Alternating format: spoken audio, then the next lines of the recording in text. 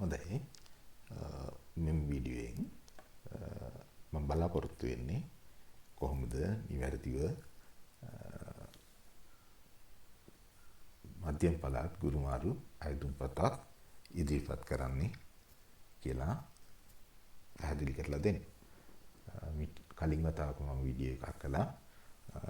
එහි ඇත්තටම ශබ්දේ රහිත එහෙම නැත්නම් without voice තමයි වීඩියෝ ඉදිරිපත් කරේ.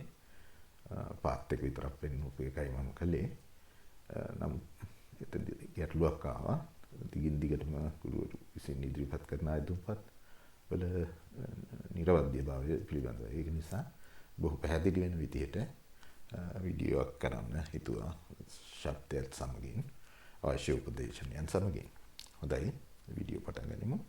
අපි කොහොමද ඉස්සෙල්ලාම වෙබ්සයිට් එකට ලොග් වෙන්නේ? අපේ වෙබ්සයිට් එක වෙන්නේ centralprovinceedu.lk. එතකොට අපි මුලින්ම කළ යුත්තේ සයිට් එකට විසිට් කරන එක. එහෙම නැත්නම් යන්නේ ඒක බලමු කොහොමද යන්නේ කියලා. ක්‍රම දෙකක් අපිට පාවිච්චි කරන්න පුළුවන්. එකක් Google search එකේ ගිහිල්ලා යන්න පුළුවන්. එහෙම නැත්නම් direct address bar එකේ type කරලා යන්න පුළුවන්. මම ඉස්සෙල්ලා Google search එකේ කොහොමද මේ දේ කරන්න කියලා පෙන්නන්නම්. මම මෙතන type කරනවා centralprovinceedu.lk. මම කලින් search කරලා තියෙන නිසා මගේ ආවා. ඔබේ නැති මුළු එකම type කරන්න වෙයි. search කරපුවාම පළවෙනියට එන link එක වෙන්නේ අපේ website එක. මේ විදිහට open වෙයි. හරි මේ විදිහට පුළුවනි. එහෙම නැත්නම් Google වල type නොකලා ඔබට පුළුවනි කෙලින්ම browser එකේ web browser එකේ address bar එක තුල address එක කෙලින්ම type කරන්න පුළුවනි. හරි මේකේ ලිපිනේ වෙන්නේ URL එක වෙන්නේ https://centralprovinceedu.lk. හරි මේ විදිහට ඔබ type කරලා ගත යුතුයි. type කරගෙන ඔබ විසින් මේක enter කරපුවාම ඔබට පුළුවනි ඔබ ප්‍රවේශ වෙනවා අපේ මධ්‍යම පළාත් වෙබ් අඩවියේ හෝම් පේජ් එකට ඔබ රැගෙන යනවා. ඉතින් මෙතනදී මෙනු එක බලුවොත් ඔබට homes on province ministry teachers principal downloads admin මෙනුස් කීපයක් තියෙනවා. මේන් ඔබට වැදගත් වෙන්නේ ඇත්තටම මේ මෙනු අතරින් teacher කියන මෙනු එකයි download කියන මෙනු එක වැදගත් වෙන්න පුළුවන් ඔබට. මේ download තුල ඔබට බාගත කරලා ගත හැකි document රාශියක් තියෙනවා. transfer notice එක තියෙනවා, application සිංහල තියෙනවා, hard copy එකකින් ඔබ transfer ඉදිරිපත් කරනවා නම් ඒ වගේ දෙයක් අවශ්‍ය වුණොත් ඒක download කරගන්න පුළුවන්. application tamil තියෙනවා. census file කියන එක නම් ඔබට අවශ්‍ය වෙන්නේ නැහැ. ඊළඟට තවත් ඔබට අවශ්‍ය දේවල් මෙතන තියෙනවා. ඔබ සඳහා වෙනුම් දෙය උදාහරණයක් විදිහට මහනුවර කලාපේ පුරප්පාඩු ලේඛනය දාලා තිනවා. ඔබ විසින් මහනුවර කලාපේ පාසලක් ඉල්ලනවා නම් ඉල්ලුම් කරනවා නම් ඔබට පුළුවන් මේ ડોකියුමන්ට් එක පරීක්ෂා කරලා නිවැරදිව පුරප්පාඩුව තියෙන පාසල ඔබගේ මාරුවීම් අයදුම්පතට ඇතුළත් කරන්න. ඒ වගේ දේවල් මෙතන තියෙනවා. ඊළඟට ඊළඟ කාරණේ මෙතන ඔබ වෙත ඉන්ස්ට්‍රක්ෂන්ස් එහෙම නැත්නම් උපදේශ මාලාවක් ලබලා දීලා තියෙනවා. මේ උපදේශ මාලාව ඔබ විසින් පිළිපැදිය යුතුමයි. මේ ටික ඔබ නොකළොත් ඔබ අතින් වැරදි අඩුපාඩු සිදු වෙන්න පුළුවන්. එහෙම වුණොත් ඔබේ අයදුම්පත ප්‍රතික්ෂේප වෙනවා. ඒක නිසා මේ ටික කියව ගන්න. හොඳයි. කෙසේ වෙතත් අපි මේ ඉදිරියට මේ වීඩියෝ එකේ සියලු දේවල් ටික පෙන්වන නිසා ඔබ මෙම වීඩියෝව අවසන් වෙනකන් හැරඹුවොත් මම හිතනවා ඊට පස්සේ ඔබ අතින් අතපසුවීමක් සිදු වෙන්නේ නැති වෙයි. ඔබේ ඇප්ලිකේෂන් එක ඉතාමත් සාර්ථක එහෙම නැත්නම් අඩුපාඩු රහිත ඇප්ලිකේෂන් එකක් ඔබ ඉදිරිපත් කළයි ගැටලුවක් නැතිව කියලා අදහස් කරනවා. හොඳයි, පළවෙනියට මෙන්න මේ දේ මතක තබා ගත යුතුයි. ඔබ මාරුවීමක් ආයුධම් කරන්න නම් කලින් ඔබ කළ යුතු දේ ඔබ මෙම වෙබ් අඩවියේ ලියාපදිංචි වීම සිදු කළ යුතුයි. ඒ 2027 වර්ෂය සඳහා 2026 වර්ෂයේ ඔබ ලියාපදිංචි වෙන්න ඇති සමහර විට, නමුත් ඒක මෙතෙන් අදාළ වෙන්නේ නැහැ. 27 වර්ෂය සඳහා ඔබ අලුතෙන් ලියාපදිංචි විය යුතුයි. හොඳයි. අපි බලමු කොහොමද ඔබ මේ වෙබ් අඩවියේ මේ ලියාපදිංචි මේ සිස්ටම් එකේ මේ පද්ධතිය ලියාපදිංචි වෙන්නේ කියලා. අපි කියනවා ඒකට රෙජිස්ටර් වෙනවයි කියලා. එතකොට එහෙම නැත්නම් අපි account එකක් හදා ගන්නවයි කියලාත් කියනවා. කොහොමද account එකක් හදාගන්නේ? එහෙම නැත්නම් අපි ලියාපදිංචි වෙන්නේ? එහෙම නැත්නම් අපි කොහොමද රෙජිස්ටර් වෙන්නේ කියලා බලමු. ඒ සඳහා ඔබ ආයෙත් කළ යුත්තේ ටීචර්ස් කියන මෙනු එක තෝරලා එතන තියෙනවා ටීචර් ලොගින් කියලා. හරි? මේ ක්ලික් කරන්න. මේ ක්ලික් කරපුවාම ඔබ මෙන්න මේ වගේ වෙබ් පිටුවකට අරගෙන යනවා.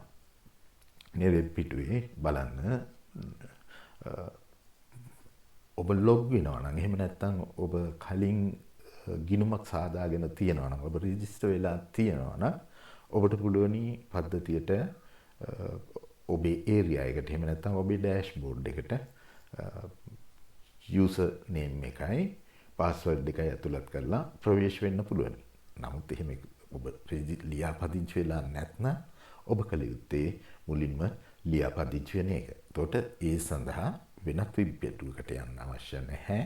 මේ වෙබ් පිටුවේම පහතින් කොටුව බලන්න. එහි තියෙනවා not registered, register now කියලා සඳහන් වෙලා තියෙනවා.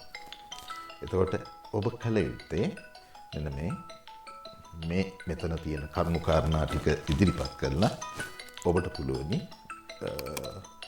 වෙබ් අඩවියේ ලියාපදිංචි.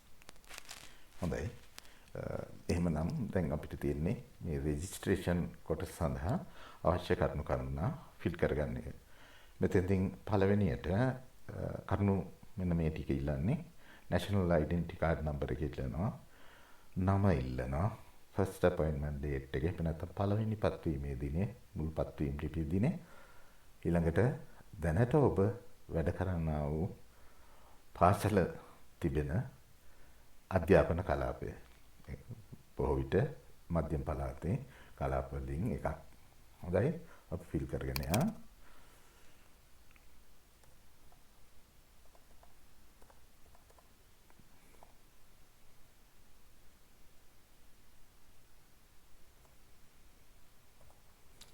identity card එක type කරා. ඊට පස්සේ මුල නම type කරන්න ඕනේ. මේ නම මම හිතනවා ඔබ type කරොත් capital වලින් ඒක වඩාත් සුදුසු වෙනවා. type කරනකොට බලන්න මුල් ලකුරු ඉස්සරහට type කරන්න. හොඳයි. මම type කරනවා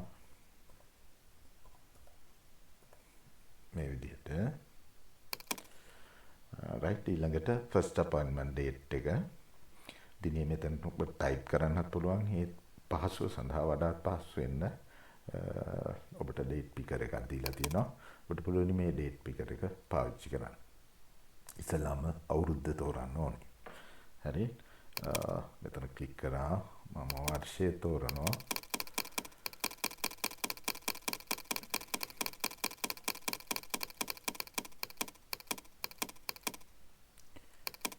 වර්ෂය තේරුවා 1992. ඊට පස්සේ මාසය තෝරන්න ඕනේ. right. මාසය තේරුවා.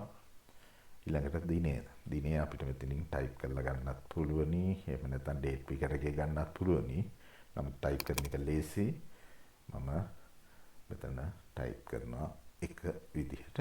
දැන් අපේ first appointment date එක type කරලා අවසానයි. ඊළඟට වැඩ කරන කලාපේ වැඩ කරන පාසල තියෙන කලාපය. හරි. මම මෙතනින් තෝරනවා වලපනේ විදිහට. දැන් පොඩි registration form එක fill කරලා එහෙම නැත්නම් සම්පූර්ණ කරලා අවසానයි. දැන් අපිට පුළුවන් මේක submit කරන්න. එහෙම යොමු කරන්න පුළුවනි. මෙතෙන්දී ඔබ කල යුත්තේ යොමු කරන්න පුළුවන්. යොමු කරන්න අය අපිට දැන් තියෙන්නේ register now කියන මේ බටන් එක ක්ලික් කරපුවාම අපේ registration එක එහෙම නැත්නම් ලියාපදිංචිය තහවුරු වෙනවා. ඒ තහවුරු වුණ බවට මේ විදිහට මෙසේජ් එකක් බොක්ස් එකක් එනවා. ඒක තුළ ඉන් කියවෙන්නේ registration එක successful එහෙම නැත්නම් ලියාපදිංචිය සනාථයි. ඔබගේ username එක වෙන්නේ එල්ලලා තියෙනවා. ඔබ පරීක්ෂා කරලා බලුවොත් ඔබ විසින් ඉදිරිපත් කළ හැඳුනුම්පත් අංකය මෙතන තියෙනවා username එක විදිහට. ඊළඟට your password is කියලා මෙතන ලබා දෙනවා password එක. එතකොට මේ password එක ඇත්තටම system එකෙන් ඔබ වෙනුවෙන් හදලා දෙන password එක. එතකොට මේක සුරකිව තියාගන්න ඕනේ. ඔබට එක හැඳුනුම්පතකින් අයදුම් පත්‍ර දෙකක් යොමු කිරීමේ හැකියාවක් නැහැ. එක අයදුම් පත්‍රයයි ඔබට යොමු කරන්න පුළුවන්. ඔබ මේ අවස්ථාවේ මෙන්න මේ පාස්වර්ඩ් එක අමතක කරගත්තොත් ඔබට ඔබ විසින් ඔබ රෙජිස්ටර් වුණු විදිහට සිස්ටම් එකට ලොග් වෙන්න බෑ. හරි? සිස්ටම් එකට ලොග් වෙන්න බෑ කියන්නේ ඔබට ඉදිරි කටයුතු කරගෙන යාම කිසිම කටයුත්තක් කරගෙන යාමට බැරි වෙනවා. නොහැකි වෙනවා.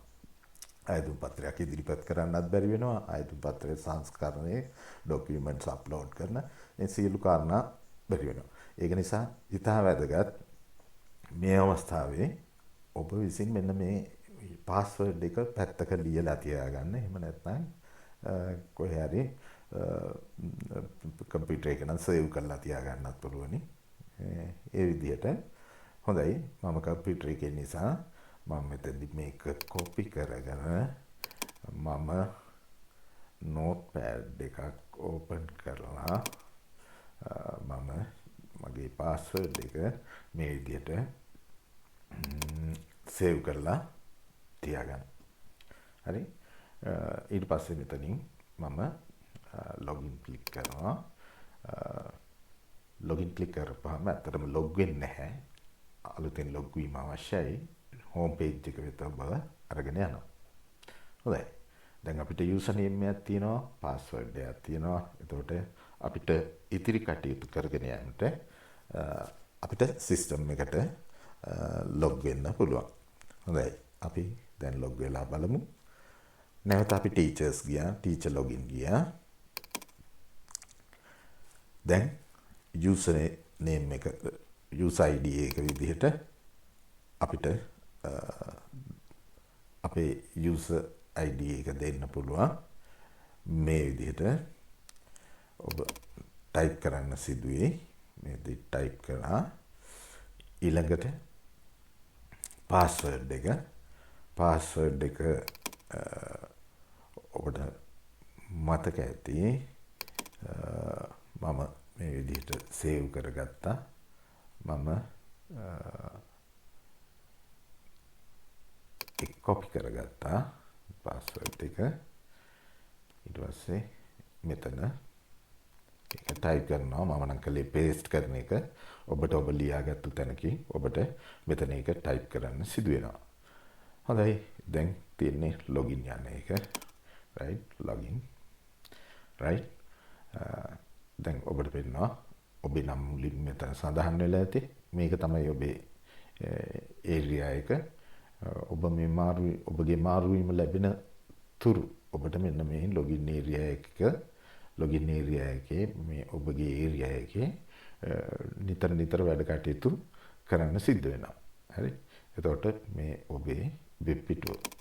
හරි? එතකොට මම පොඩ්ඩක් මේක පැහැදිලි කරන්න. මුලින්ම ඔබේ නම තියෙනවා. ඊට පස්සේ ට්‍රාන්ස්ෆර් එක ඇප්ලයි කරන්න. එහෙම නැත්නම් මාරු අයදුම්පත ෆිල් කරන්න පුළුවන් වෙන මේ බටන් එක පාවිච්චි කරලා.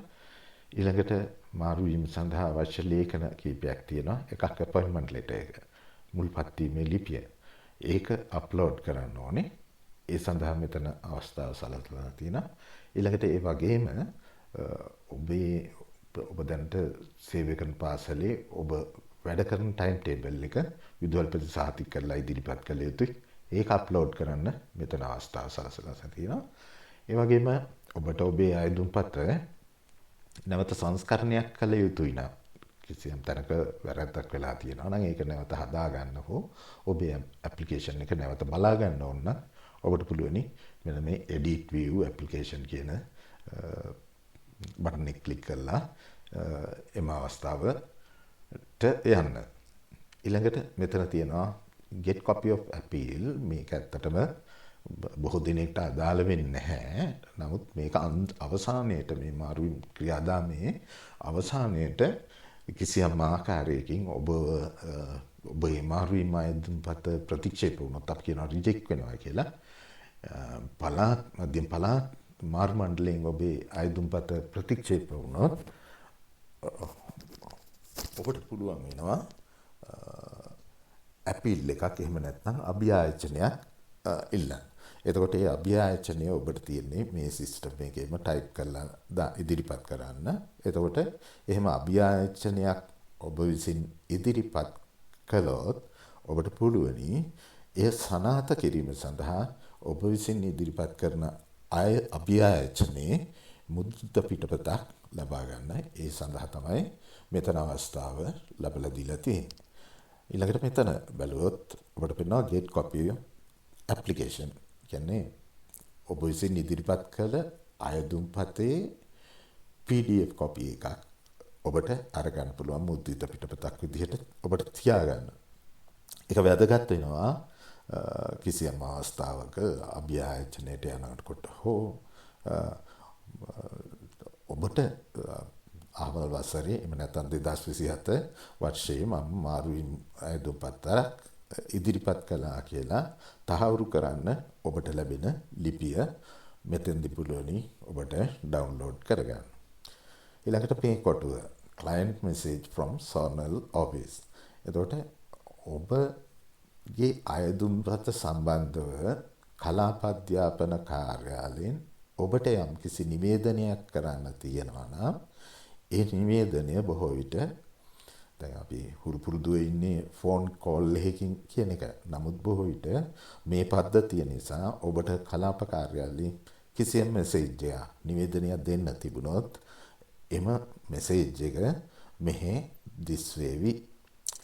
නමුත් දැන් ඔබට පෙන්න ඇති no messages කියන්නේ කලාප කාර්යාලයෙන් මගේ ගිණුමට කිසිදු පණිවිඩයක් ලබා දීලා නැහැ මේ වෙනතුරු. right?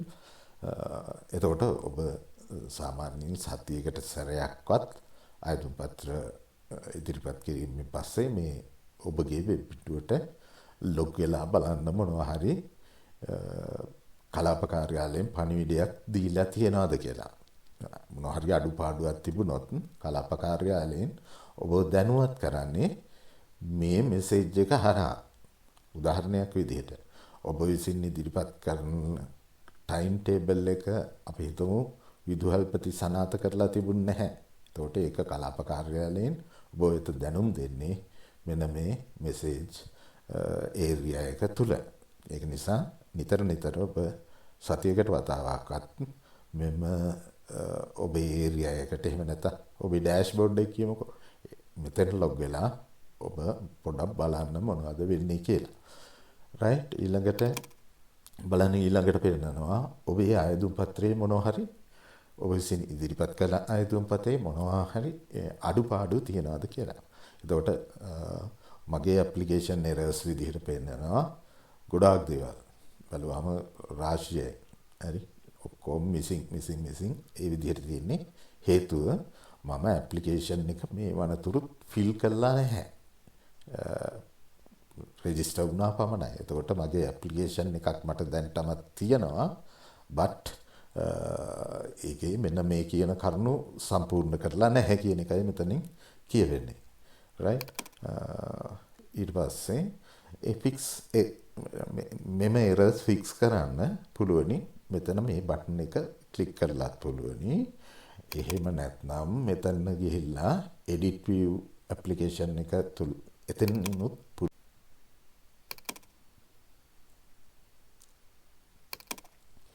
ඔබට පුළුවනි ඔබේ අයතුම්පත නැවත වතාවක් සංස්කරණය කරගන්න මේ එරර්ස් ටික ෆික්ස් කරන්න.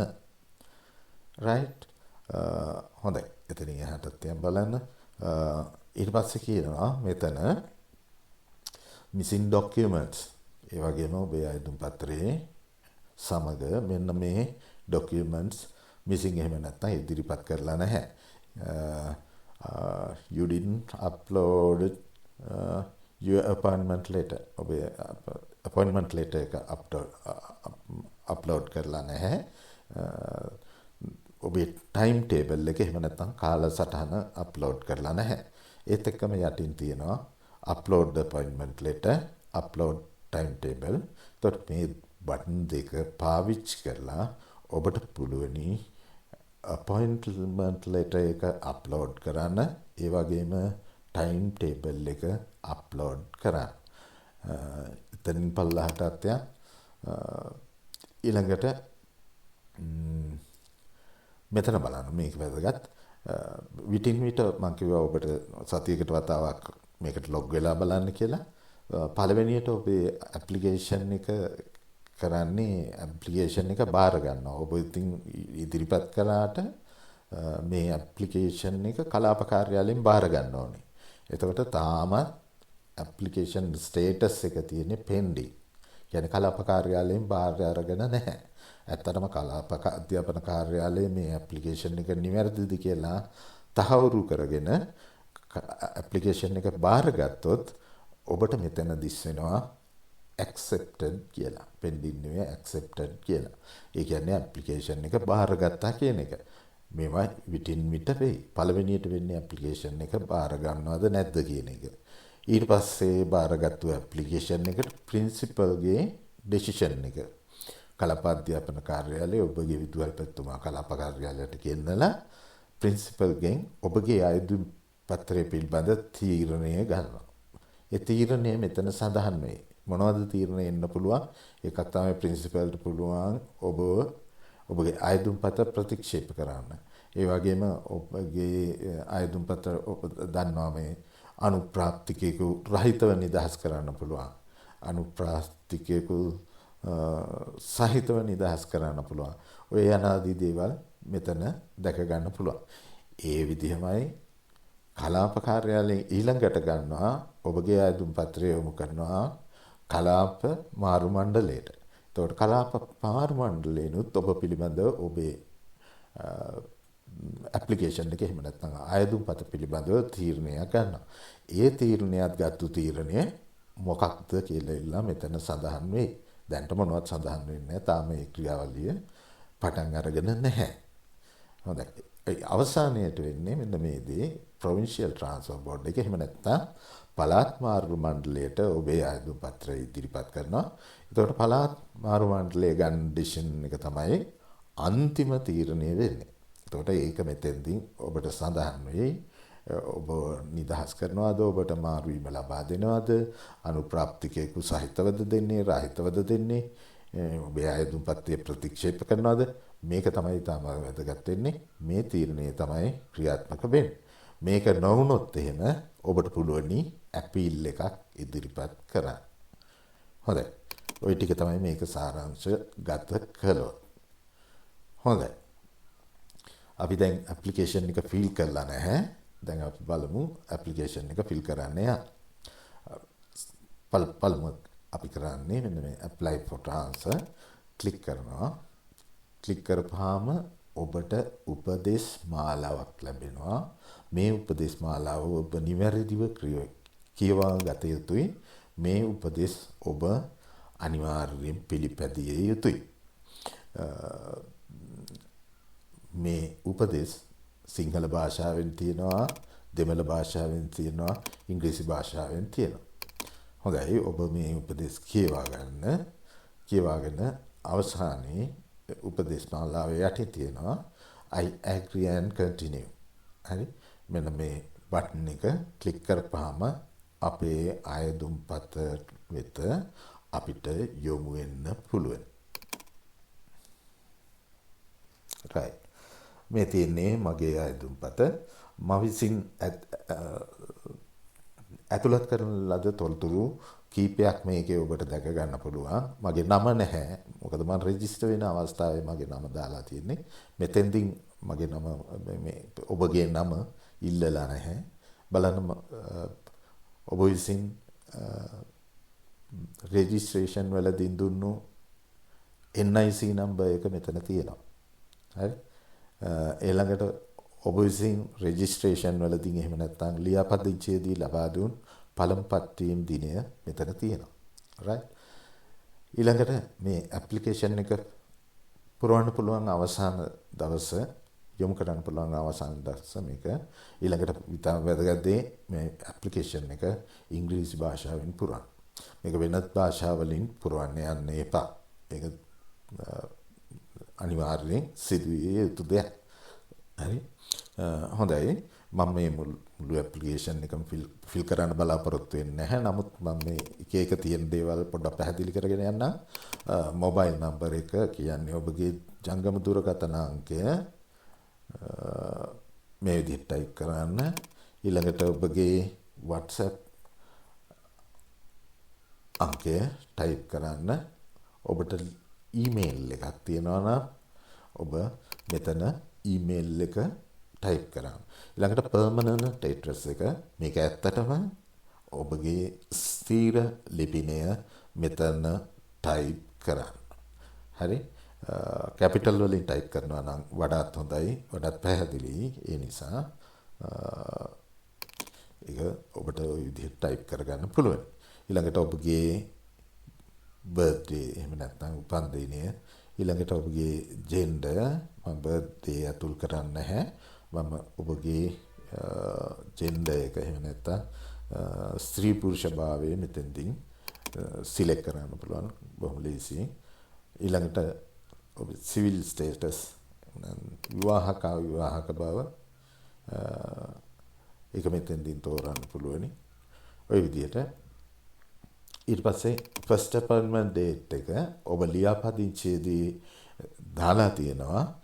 ඒක නිසා ඒ ඩේටා එක ඒ දත්තය මෙතෙන් ඇවිල්ලා තියෙනවා. ඔබ විසින් නැවත මේක ඉදිරිපත් නොකළ යුතුයි. ඊළඟට බලන්න අපොයින්ට්මන්ට් සබ්ජෙක්ට් එක. අපොයින්ට්මන්ට් සබ්ජෙක්ට් එක කියන්නේ ගුරුවරයෙක් විදිහට ඔබ බඳවා ගන්නකොට කුමන විෂය සඳහාද බඳවා ගත්තේ කියන එක ඔබේ පත්වීම් ලිපිය ඇති අපොයින්ට්මන්ට් සබ්ජෙක්ට් ඒක මෙතන දාන්න. ඊළඟට අපොයින්ට්මන්ට් මීඩියම් එක මොකක්ද කියලා දාන්න.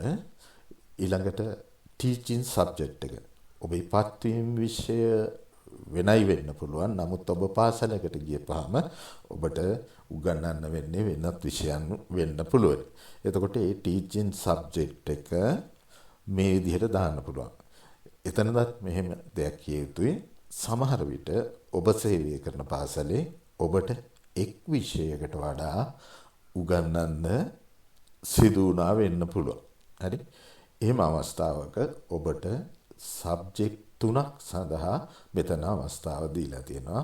සබ්ජෙක්ට් 3ක් උගන්වනවා නම් ඔබට ඒ සබ්ජෙක්ට් 3 මෙහි ඇතුළත් කළ හැකි. දැනට මම මොනවත් ඇතුල් කරන්නේ නැහැ. සබ්ජෙක්ට් 1, සබ්ජෙක්ට් 2, සබ්ජෙක්ට් 3 right ඔය ආකාරයට. හරි. ඊළඟට ඔබ වැඩ කරන වර්තමාන පාසල ඒක මොකක්ද කියලා මෙතන අහන්නේ. ඔබ වැඩ කරන පාසලේ නම මෙතන ටයිප් කරන්න. ඊළඟට එම පාසලේ ලිපිනය. මේ පාසලේ ලිපිනය මෙතන ඉංග්‍රීසියෙන් ටයිප් කරන්න. ඊළඟට ඔබ දන්නවා ඇති පාසලකට තියෙනවා සෙන්සස් නම්බර්. එහෙම නැත්නම් පාසල් සංගණන අංකය කියලා එකක්. මේක ඔබ දන්නේ නැත්නම් ඔබගේ විදුහල්පතිතුමාගෙන් විමසලා දැනගන්න පුළුවන්. ඒ සෙන්සස් නම්බර් එක මෙතන ටයිප් කරන්න. ඊළඟට කරුණ වෙන්නේ SLT ග්‍රේඩ් එක. ඒ කියන්නේ ඔබ ශ්‍රී ලංකා ගුරු සේවයේ මොන ශ්‍රේණියේද ඉන්නේ කියලා මෙතනින් ඔබට සිලෙක්ට් කරන්න පුළුවන්.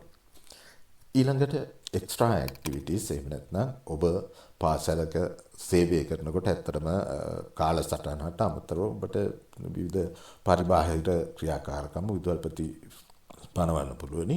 එතකොට එහෙම මොනවා හරි ඇක්ටිවිටි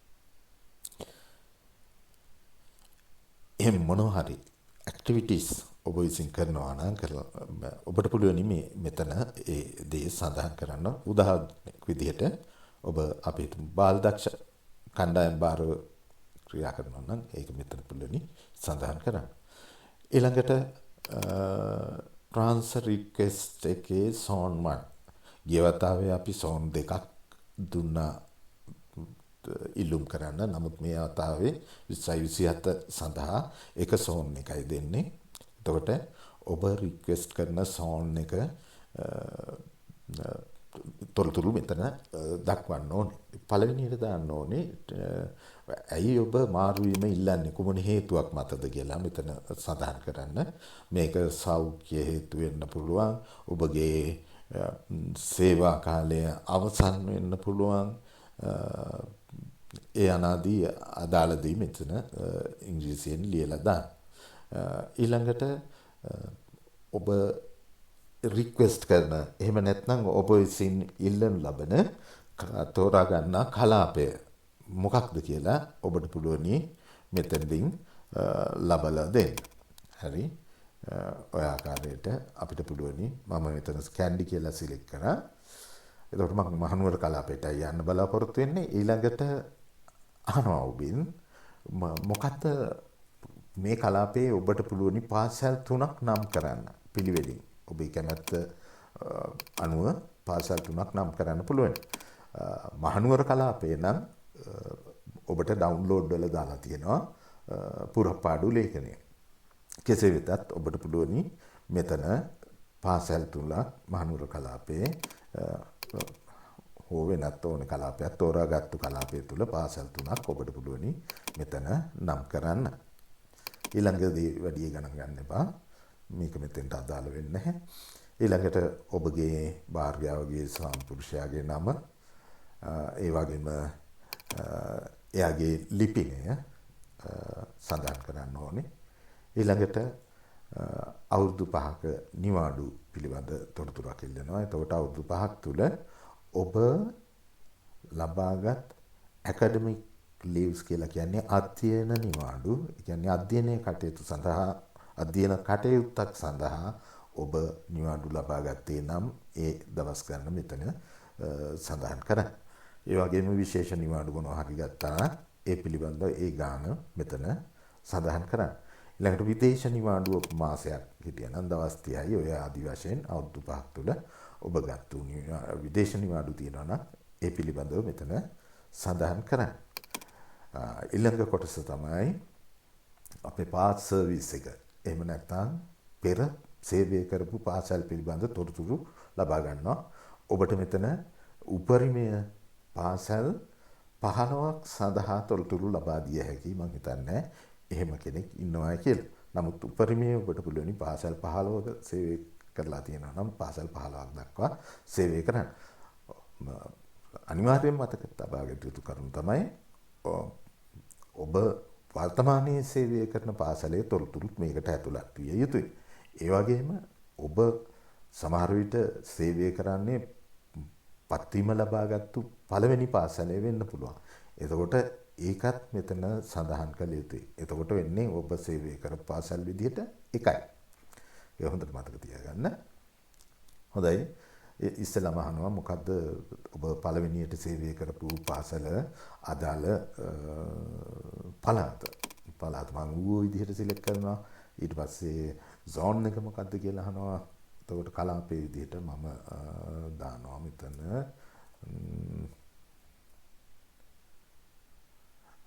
බණ්ඩාරවැල කියලා මම දානවා.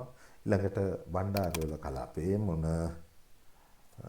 පාසලේද කියලා මම දෙන්න ඕනේ. එතකොට මම දානවා St. Joseph's College.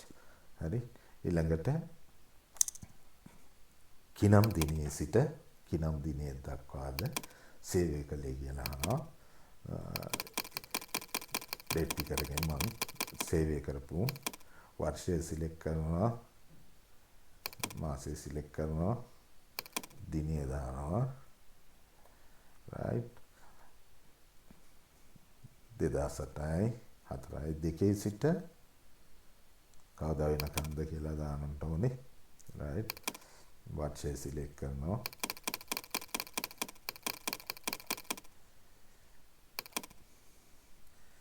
මාසය සිලෙක්ට් කරනවා.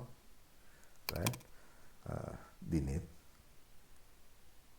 සිලෙක්ට් කරනවා. right එතකොට 2008 4 වෙනි මාසේ 2 සිට 2011 5 වෙනි මාසේ 4 දක්වා මේ පාසලේ සේවය කරලා තියෙනවා. මේ පාසලට ඔබ කොහොමද ආවේ? ඇටැච්මන්ට් එකක්ද කියලා අහනවා. එහෙම නැත්නම් අනියුක්තයක් විදිහට ඔබ මේ පාසලේ සේවය කළේ කියලා මේ අහන්නේ. එතකොට මෙතෙන්දි මම දෙනවා නෝ කියලා බොහෝ විට ඔබත් එහෙම වෙන්න පුළුවන්. නමුත් ඔබ අනියුක්තයක් මත මේ පාසලේ සේවය කළා නම් yes කියලා සිලෙක්ට් කරන්න. කොහොම නමුත් මම මෙතෙන්දි yes කියන එක සිලෙක්ට් කරන්න අනියුක්තයක් ලෙස කියලා. එතකොට එහෙමනම් ඇටැච් කරේ කුමන හේතුවකටද කියලා අහනවා. අනියුක්ත කලේ කුමන හේතුවක් මතද කියලා. එතකොට ඒ සඳහා රීසන් එහෙම නැත්නම් හේතු මෙන්න මේ ටික දීලා තියෙනවා. සේවා අවශ්‍යතාවය, ගර්භණී භාවය, සෞඛ්‍ය හේතුන් මත, අද වෙනත් හේතු මේක අදාළ නැත්නම් not relevant කියලා දාන මම නිගමනට දානවා health issues කියලා. right ඊට පස්සේ ස්කූල් ටයිප් එක. ඇත්තටම මෙතන මේකෙන් අහන්නේ පාසල දුෂ්කරද, ජනප්‍රියද, වඩාත් ජනප්‍රියද, අති දුෂ්කරද මේ අනාදී කරුණු. හරි මම මේක දානවා මොකොන්ජීල් කියන්නේ වඩාත් ජනප්‍රිය පාසලක් විදිහට දාන්න. දැන් එක පාසලක තොරතුරු මම ඇතුළත් කරා. මම පළවෙනියට සේවය කරපු පාසලේ තොරතුරු මම දැනට සේවය කරන පාසලේ තොරතුරු දැන් මම ඇතුළත් කළ යුතුයි. ඔබ විසිනුත් එසේ කළ යුතුයි. එතකොට මම මේ සඳහා නැවත මේ වගේ කොටුවක් ලබා ගන්න ඕනේ. add another school මේ ක්ලික් කරපුවාම නැවත මට හිස් කොටුවක් මේ විදිහට ලැබෙනවා. ඊට පස්සේ මම කරන්නේ දෙවෙනි පාසල සඳහා තොරතුරු මේ විදිහට ඉදිරිපත් කරනවා.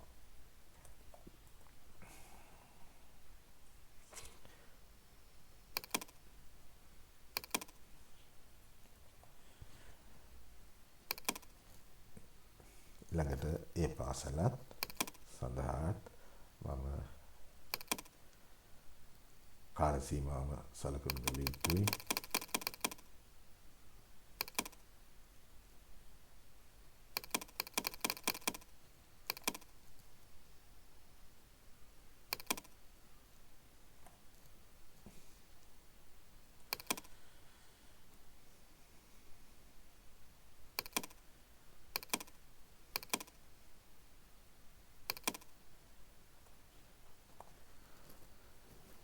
හරි මෙතනත් ඇටැච්මන්ට් දානවා.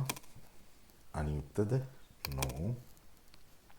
රීසන් එක අදාළ නැහැ. ඇටැච්මන්ට් එකක් නෙවෙයි. ඒ නිසා not relevant අදාළ නැහැ කියන්නයි.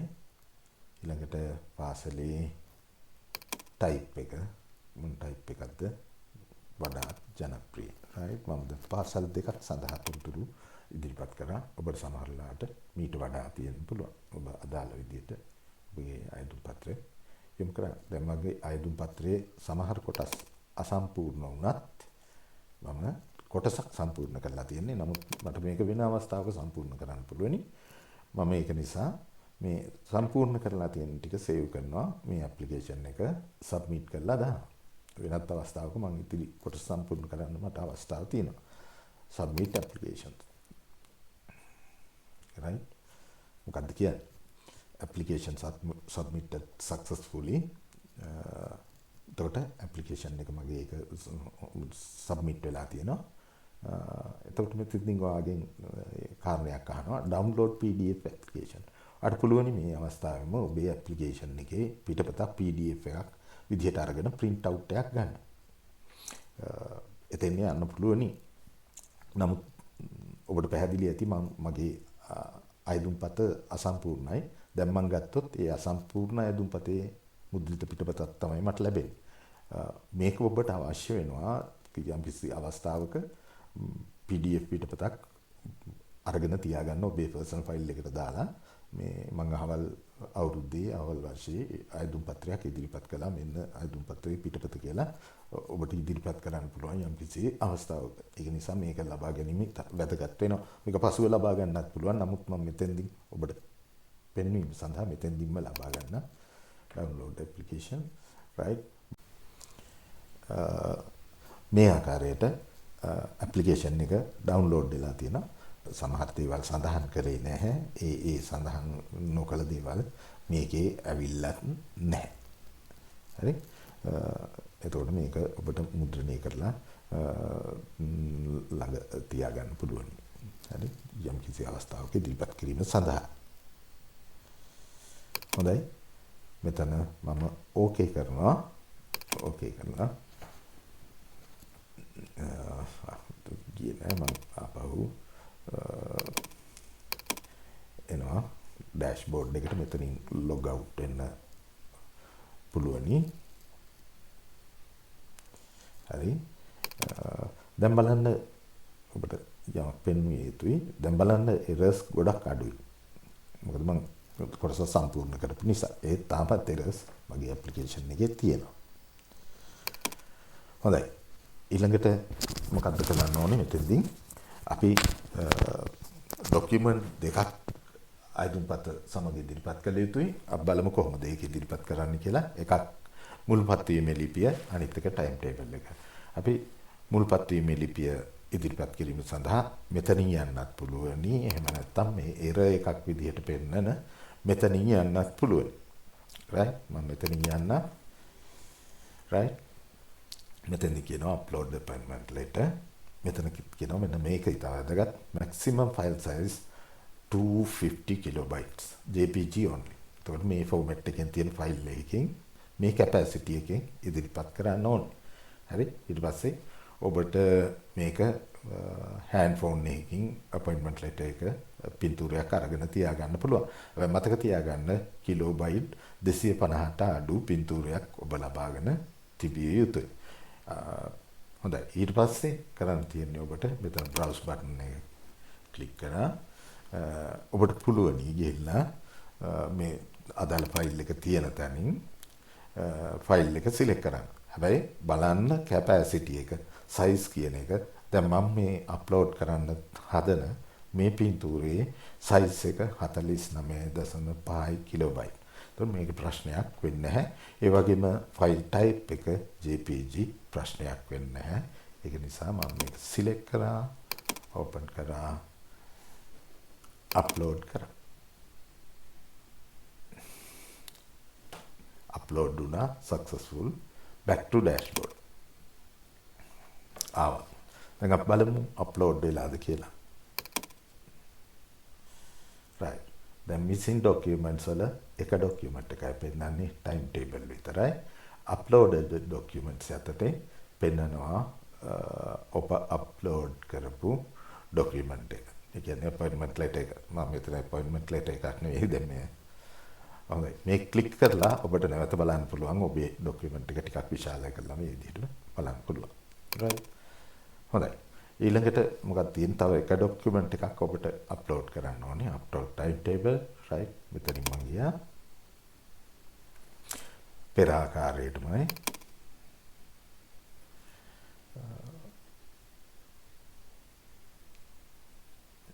right.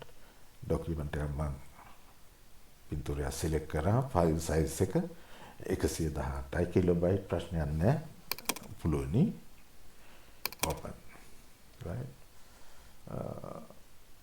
upload කරා. upload success. back to dashboard. right. දැන් බලමු upload වෙලාද කියලා. upload වෙලා. විශාල කරගත හැකියි. right. ඔය ටික තමයි. එතකොට මම හිතනවා මේ දේවල් ටික ඔබ ග්‍රහණය කරගන්න. මොනවා හරි ගැටලුවක් තියෙනවා නම් ඔබට මේ වීඩියෝ එකේ කමෙන්ට් එකට දාන්න, කමෙන්ට් සෙක්ෂන් එකට දාලා තියන්න. ඔබගේ දුරකථන අංකය හෝ මොනවා හරි සම්බන්ධ කර හැකි දෙයක් දාලා තිබ්බොත් මට ඔබට කෙලින්ම කතා කරන්න පුළුවන්. ඔබගේ ගැටලුවට විසඳුමක් ලබා දෙන්න පුළුවන්. හොඳයි.